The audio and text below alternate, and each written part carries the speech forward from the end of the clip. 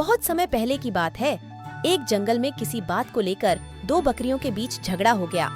इस झगड़े को वहाँ से गुजर रहा एक साधु देख रहा था। देखते ही देखते दो बकरियों में झगड़ा इतना बढ़ गया कि दोनों आपस में लड़ने लगीं। उसी समय वहाँ से एक सियार भी गुजरा। वह बहुत भूखा था। जब उसने दोनों बकरियों को झगड़ते देखा तो उसके मुंह में पानी आ गया। बकरियों की लड़ाई इतनी बढ़ गई थी कि दोनों ने एक दूसरे को लहूलुहान कर दिया था, लेकिन फिर भी लड़ना नहीं छोड़ रही थीं। दोनों बकरियों के शरीर खून निकलने लगा था। भूखे सियार ने जब जमीन पर फैले खून की तरफ देखा तो उसे चाटने लगा और धीरे धीरे उनके करीब जाने लगा। उसकी भूख और ज्यादा बढ़ गई थी। उसके मन में आया कि क्यों ना दोनों बकरियों को मारकर अपनी भूख मिटाई जाए। वहीं दूर खड़ा साधु यह सब देख रहा था। जब उसने सियार को दोनों बकरियों के बीच जाते हुए देखा तो सोचा कि अगर सियार इन दोनों बकरियों के और करीब गया तो उसे चोट लग सकती है, यहाँ तक कि उसकी जान भी जा सकती है।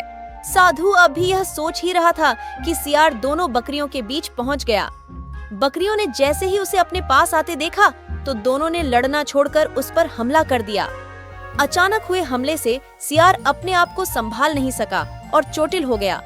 वह किसी तरह से अपनी जान बचाकर वहां से भागा। सियार को भागता देख बकरियां ने भी लड़ना छोड़ दिया और अपने घर लौट गईं। वहीं साधु भी अपने घर की ओर चल दिया। कहानी से सीख। हमें इस कहानी से यह सीख मिलती है कि कभी भी लालच नहीं करना चाहिए, साथ ही दूसरों की लड़ाई में नहीं कूदना चाहिए। इससे हमारा ही नुकसान होता है। इसी तरह के रोमांचक कहानियाँ देखने के लिए हमारे चैनल किड्स टून को सब्सक्राइब करें।